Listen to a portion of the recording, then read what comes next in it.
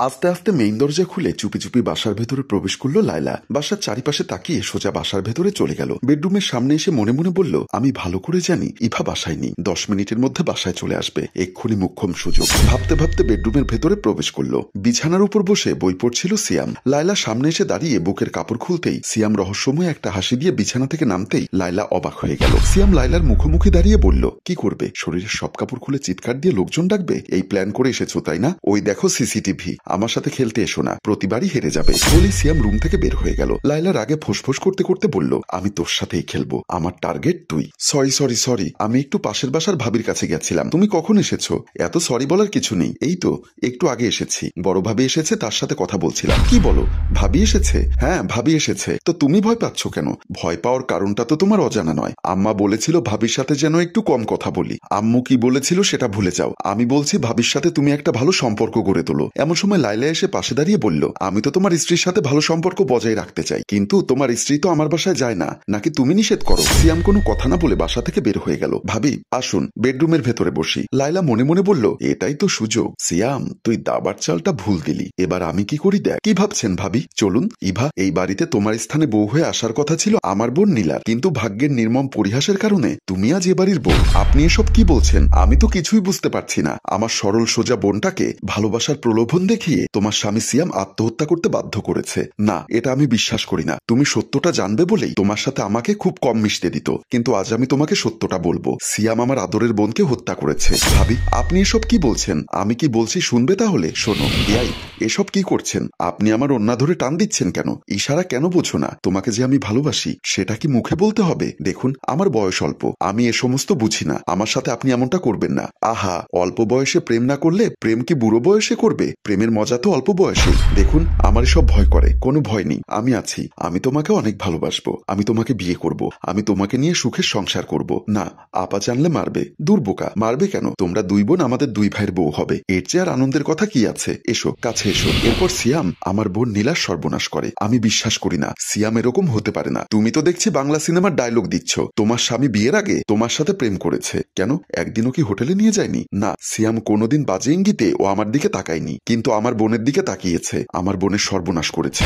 ও যখন 3 মাসের প্রেগনেন্ট তখন একদিন ছুটে এসেছিল সিয়ামের কাছে। তারপর না, এই মুহূর্তে তোমাকে আমার বিয়ে করা সম্ভব না। কেন সম্ভব না? কারণ তোমার বয়সের সাথে আমার বয়স যায় না। তুমি এখনো বয়সের কথা বলছো? যখন আমাকে কাছে ডেকে নিলে, আমাকে ভালোবাসার স্বপ্ন দেখিয়েছিলে, আমার সাথে শারীরিক সম্পর্ক করেছিলে, তখন কেন তুমি তোমার বয়সের কথা ভাবনি? এখন আমি তোমার সন্তানের মা হতে চলেছি, এখন কেন তুমি আমার সাথে এমন ব্যবহার করছো? কারণ আমার বাবা মা এই বিয়ে মেনে নিবে না। আর চলো মেডিকেলে যাই, বাচ্চা নষ্ট করে ফেলি। না, আমি আমার বাচ্চা নষ্ট করব না। নীলা পাগলামি করো না, আমি আমার গর্ভের সন্তান নষ্ট করব না। আর তুমি আমাকে বিয়ে করবে, যদি বিয়ে না করো তাহলে আমার মরা মুখ দেখবে। বলে দৌড়ে চলে গেল। এরপর যখন জানলো আমার সাথে সিয়ামের সম্পর্ক, তোমাকে সিয়াম বিয়ে করবে, তখন আমার বোন সহ্য করতে পারেনি, গলায় ফাঁস দিয়ে মারা গেছে। এবার তুমি বলো, তোমার স্বামী একসাথে 2টি জীবন মেরে ফেলেছে, এই দায় কে নেবে? আমার বোন না হয় ওকে ভালোবেসে দেহ মন ওকে বিলিয়ে দিয়েছিল, কিন্তু ওর সন্তান কি দোষ করেছে? ওই নিষ্পাপ সন্তানকে কেন মেরে ফেললো? জানি তোমার কাছে কোনো জবাব নেই, কারণ তুমি তোমার স্বামীকে অনেক ভালোবাসো। আজ 1 মাস তোমাদের বিয়ে হয়েছে, একবার ভেবে দেখো তো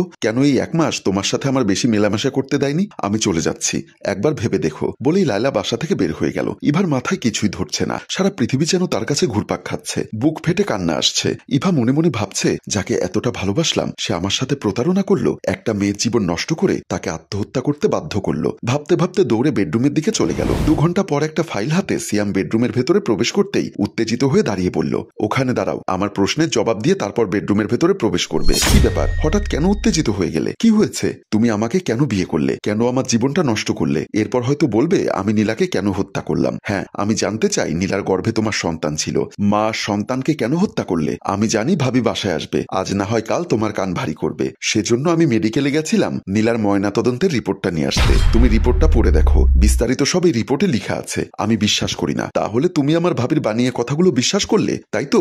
একটা মানুষ কখনো এতগুলো মিথ্যা কথা বলতে পারে না। অবশ্যই কিছু সত্য আছে। হ্যাঁ, এখানে কিছু সত্য আছে, তবে সত্যটা হলো আমি এই নীলাকে ভালোবাসতাম না, নীলা আমাকে ভালোবাসতো। আর তোমাকে আমি ভালোবাসি এই কথাটি জানার পর নীলা আত্মহত্যা করে। ও প্রেগনেন্ট ছিল না। এই রিপোর্টটা পড়ে দেখো। আমি বিশ্বাস করি না, আমি জানতাম তুমি বিশ্বাস করবে না, আমার সাথে চলো বলেই ইভার হাত ধরে টান দিয়ে বেডরুম থেকে বের হয়ে গেল। আমাকে কেন মেডিকেলে নিয়ে আসলে? কারণ এই মেডিকেলে নীলার ময়না তদন্ত হয়েছিল, আর যে ডাক্তার নীলার মৃতদেহের রিপোর্ট তৈরি করেছে তার মুখে শুনলেই তুমি বুঝতে পারবে কোনটা সত্য আর কোনটা মিথ্যা। বলেই ডাক্তারের চেম্বারের ভেতরে ঢুকে গেল। আপনার হাজবেন্ড যেটা বলছে সেটাই সত্য, নীলা প্রেগনেন্ট ছিল না। আপনাকে আমার হাজবেন্ড কত টাকা ঘুষ দিয়েছে? তুমি এসব কি বলছো ইভা? আমার তো মনে হচ্ছে তুমি ডাক্তারকে ঘুষ দিয়ে এই রিপোর্ট তৈরি করেছো। আপনি যা বলছেন হয়তো ভেবে বলছেন না। মেডিকেলের প্রতিটা রিপোর্ট লিপিবদ্ধ থাকে, কত তারিখ কোন লাশের ময়নাতদন্ত করা হয়েছে প্রতিটি রিপোর্ট কিন্তু সারিবদ্ধভাবে আমাদের স্টোরে থাকে। আপনি চাইলে আমার সাথে আসতে পারেন, আমি স্টোর থেকে আপনাকে রিপোর্টটা দেখাবো। ডাক্তারের কথা শুনে নীলা আর কোনো কথা বলল না, বসা থেকে উঠে দাঁড়ালো। চুপচাপ ডাক্তার চেম্বার থেকে বের হয়ে গেল। নীলাও ডাক্তারের কাছ থেকে বিদায় নিয়ে চেম্বার থেকে বের হয়ে গেল।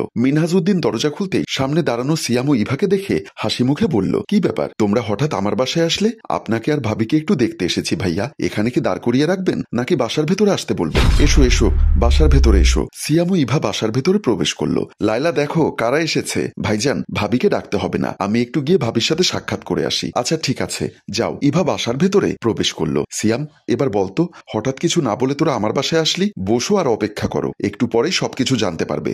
লায়লা ইভাকে দেখে চমকে উঠল। কি ব্যাপার ভাবি, আমাকে দেখে এভাবে চমকে উঠলেন কেন? আমি তো বাঘও নই, ভাল্লুকও নই। না মানে তুমি এখন আমার বাসায় আসলে? আপনি একটু আগে আমার বাসায় গিয়েছিলেন, আমি তো আপনার বাসায় আসতেই পারি, তাতে ভয় পাওয়ার কি আছে? কই ভয় পেলাম কই? ভাবি, আমাদের সমাজে কিছু মানুষ থাকে যারা মানুষের ভালো দেখতে পারে না। এ কথাটা আমার শ্বশুর শাশুড়ি খুব ভালো করেই জানে, তাই বুড়ো বয়সে তারা গ্রামে থাকে, আপনার সাথে শহরে থাকে না। সিয়াম আর আমার বিয়ে হওয়ার পর আমার শাশুড়ি আমাকে বলেছিল আপনার কাছ থেকে দূরত্ব বজায় রেখে চলতে। আজকে তার প্রমাণ পেলাম কেন বলেছিল। তুমি কি বলতে চাও? ঘুরিয়ে পেঁচিয়ে না বলে সোজাসুজি বলো, আপনার বোন সিয়ামকে ভালোবাসতো। হ্যাঁ, তাহলে তুমি এটা বিশ্বাস করেছো? কিন্তু সিয়াম আমার বোনের সর্বনাশ করে ওকে মেরে ফেলেছে। এটা মিথ্যা কথা। সিয়াম আপনার বোনকে মারেনি, ও আবেগের জোয়ারে ভেসে একটা ভুল করে ফেলেছে। আর আপনি অনেক বড় একটা মিথ্যা কথা সাজিয়েছেন। সিয়াম আপনার বোনের কোনো ক্ষতি করেনি। আপনার বোনের গর্ভে সিয়ামের বাচ্চাও ছিল না। আমি সেই মেডিকেল রিপোর্ট দেখেছি। লায়লা থতমতো খেয়ে গেল। আপনি এখন আপনার স্বামীর সামনে আমার হাজবেন্ডের কাছে ক্ষমা চাইবেন, আর কোনোদিন এরকম নোংরা খেলা খেলবেন না। যদি ক্ষমা না চান তাহলে আমি আপনার নামে এই রিপোর্টটা নিয়ে মামলা করতে বাধ্য হব। এরকম রিপোর্ট টাকা দিয়ে অনেক বানানো যায়। আপনি হয়তো জানেন না যে ডাক্তার রিপোর্ট তৈরি করেছেন তিনি এখনো বেঁচে আছেন। চলুন সবার সামনে আপনার ভুল স্বীকার করবেন। লায়লা বুঝতে পারলো সে ধরা খেয়ে গেছে, তাই চুপচাপ ইভার সাথে রুম থেকে বের হয়ে গেল। ছি ছি ছি ছি, আমার ভাবতে অবাক লাগে তুমি বারবার কেন এই নোংরা খেলা খেলছো। নীলা মারা গেছে তাতে আমরা শোকাহত, কিন্তু ওর মৃত্যুর জন্য সিয়াম কোনোভাবেই দায়ী নয়। তোমার ভাই আমার বোনের মৃত্যুর জন্য দায়ী। নীলা ওকে ভালোবাসতো, ও তো পারতো নীলাকে ভালোবাসতে, নীলাকে বিয়ে করতে। ও কেন ইভাকে বিয়ে করলো? কারণ আমার ভাই তোমার বোনকে ভালোবাসতো না, ইভাকে ভালোবাসে ইভাকেই বিয়ে করেছে। আর এটা মেনে নেওয়া হচ্ছে একজন স্বাভাবিক মানুষের কাজ। আমি কোনোদিনও মানতে পারবো না, কারণ তুমি মানুষের মধ্যে নেই, সেজন্য তুমি মানতে পারছো না। আর এই জন্যই বানিয়ে বানিয়ে মিথ্যা কথা ইভার কাছে বলেছো। থাক ভাইয়া, এই মানুষটাকে অনেক আগে থেকেই আমি চিনি। সে কোনোদিন সোজা হবে না। আমি তাকে বারবার বুঝিয়েছি, কিন্তু সে কোনোদিন বুঝবে না, নিজের ভুলটাও স্বীকার করবে না। কথা বলতে বলতে লায়লার কানের কাছে এসে মুখ নিয়ে সিয়াম ফিসফিস করে বলল, 3 ঘন্টা আগে তুমি আমার সাথে যা করেছো তার সিসিটিভি ফুটেজ কিন্তু আমার কাছে আছে। কথাটা বলার সাথে সাথে লায়লা হাত জোর করে সবার কাছে ক্ষমা চাইতে লাগলো। ইভার হাত ধরে ইভার পায়ে ধরে ইভার কাছে ক্ষমা চাইতে লাগলো। সিয়াম মুচকি মুচকি হাসছে আর মনে মনে বলছে, সিসিটিভি তুমি মহান, হোক না তুমি নষ্ট কিংবা ভালো, কিন্তু আজ তোমার কল্যাণে আধারের বুকে জ্বলেছে আলো। প্রিয় ভিউয়ার্স, কিছু মানুষের স্বভাব কোনোদিন পরিবর্তন হওয়ার নয়। হয়তো লায়লা সিসিটিভির ভিডিওর ভয়ে সবার কাছে ক্ষমা চাইতে বাধ্য হচ্ছে, কিন্তু আপনার কি মনে হয় লায়লা পরিবর্তন হয়ে গেছে? মন্তব্য করে জানিয়ে দিন। গল্পটি ভালো লাগলে লাইক, কমেন্ট ও শেয়ার করুন। গল্পটির রচনা ও পরিচালনায় ফেরদৌস অপু, প্রযোজনায় মঞ্জুর মোর্শেদ। ধন্যবাদ।